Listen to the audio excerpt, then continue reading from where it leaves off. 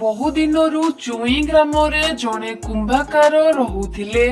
ସେ ପ୍ରତିଦିନ ମାଟି ହାଣ୍ଡି ଏବଂ ଖେଳନା ତିଆରି କରି ବିକ୍ରି କରୁଥିଲେ। ଏହିପରି ତାଙ୍କ ଜୀବନ ଚାଲିଥିଲା।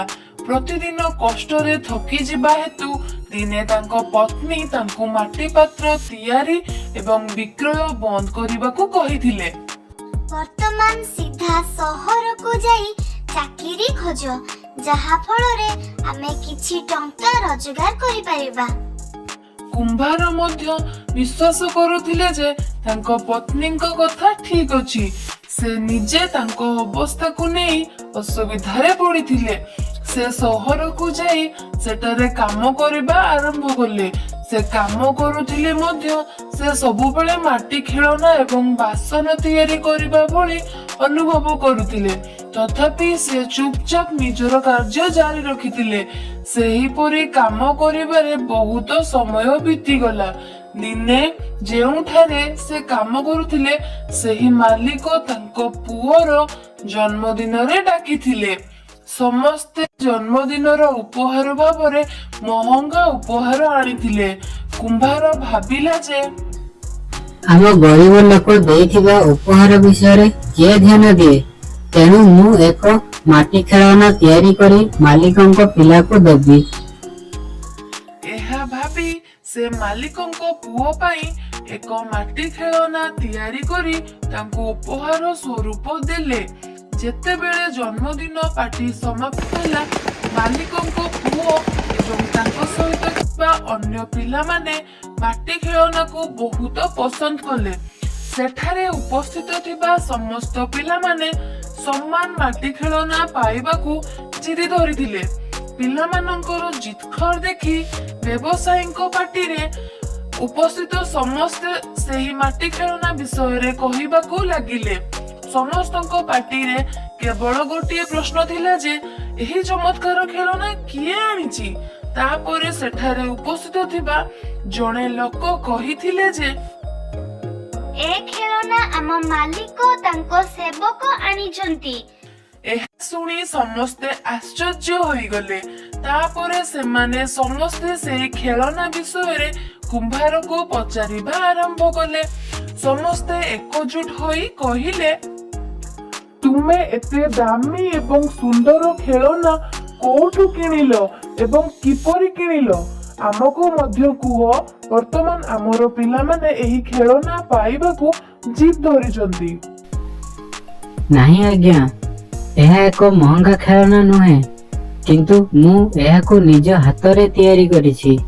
ପୂର୍ବରୁ ମୁଁ ମୋର ଗାଁରେ ଏହି ସବୁ ତିଆରି କରି ବିକ୍ରୟ କରୁଥିଲି, କିନ୍ତୁ ଏହି କାମରୁ ରୋଜଗାର ବହୁତ କମ୍ ଥିଲା। ତେଣୁ ମୋତେ ଏହି କାମ ଛାଡ଼ି ସହରକୁ ଆସିବାକୁ ପଡ଼ିଲା। କୁମ୍ଭାରର ମାଲିକ ଏସବୁ ଶୁଣି ବହୁତ ଆଶ୍ଚର୍ଯ୍ୟ ହୋଇଗଲେ। ସେ କୁମ୍ଭାରକୁ କହିଲେ, ତୁମେ ଏଠାରେ ଉପସ୍ଥିତ ପ୍ରତ୍ୟେକ ପିଲାଙ୍କ ପାଇଁ ସମାନ ଖେଳନା ତିଆରି କରିପାରିବ? ହଁ ମାଲିକ, ଏହା ମୋର କାମ। ମୁଁ ମାଟି ଖେଳନା ତିଆରି କରିବାକୁ ବହୁତ ଭଲ ପାଏ। ମୁଁ ଖେଳନା ତିଆରି କରି ବର୍ତ୍ତମାନ ଏହି ସମସ୍ତ ପିଲାମାନଙ୍କୁ ଦେଇପାରିବି। ଏହା କହିବା ପରେ କୁମ୍ଭାର ମାଟି ସଂଗ୍ରହ କରି ଖେଳନା ତିଆରି କରିବା ଆରମ୍ଭ କଲା। ଅଳ୍ପ ସମୟ ମଧ୍ୟରେ ଅନେକ ରଙ୍ଗୀନ ମାଟି ଖେଳନା ପ୍ରସ୍ତୁତ ହୋଇଗଲା। କୁମ୍ଭାରର ଏହି କଳା କାର୍ଯ୍ୟ ଦେଖି ତାଙ୍କ ମାଲିକ ଆଶ୍ଚର୍ଯ୍ୟ ହେବା ସହିତ ବହୁତ ଖୁସି ମଧ୍ୟ ହେଲେ। ତାଙ୍କ ମନରେ ସେ ମାଟି ଖେଳନାରେ ବ୍ୟବସାୟ କରିବାକୁ ଚିନ୍ତା କରିବା ଆରମ୍ଭ କଲେ। ତାଙ୍କ ମନରେ ଆସିଲା ଯେ ସେ ଏକ କୁମ୍ଭାକାରଠୁ ନିର୍ମିତ ମାଟି ଖେଳନା ପାଇବେ ଏବଂ ପରେ ନିଜେ ବିକ୍ରି କରିବେ। ଏହା ଭାବି ସେ କୁମ୍ଭାରକୁ ମାଟି ଖେଳନା ତିଆରି କରିବାର କାମ ଦେଲେ।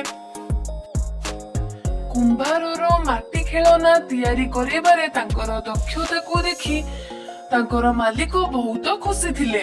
ତେଣୁ ବ୍ୟବସାୟୀ କୁମ୍ଭାରକୁ ରହିବାକୁ ଭଲ ଘର ଏବଂ ବଡ଼ ବେତନ ଦେବାକୁ ସ୍ଥିର କଲେ। କୁମ୍ଭାର ତାଙ୍କ ମାଲିକଙ୍କ ଏହି ଅଫରରେ ବହୁତ ଖୁସି ଥିଲା। ସେ ସଙ୍ଗେ ସଙ୍ଗେ ତାଙ୍କ ଗାଁକୁ ଯାଇ ତାଙ୍କ ପରିବାର ସଦସ୍ୟଙ୍କୁ ତାଙ୍କ ସହିତ ରହିବାକୁ ଆଣିଥିଲା।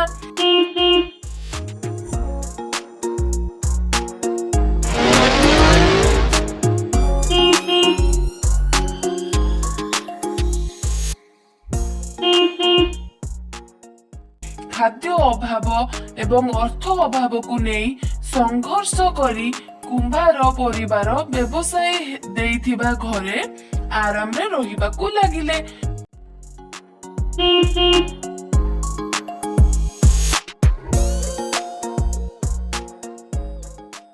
କୁମ୍ଭାର ଦ୍ୱାରା ପ୍ରସ୍ତୁତ ଖେଳନା ଠାରୁ ବ୍ୟବସାୟୀ ମଧ୍ୟ ବହୁତ ଲାଭ ଅର୍ଜନ କରିଥିଲେ।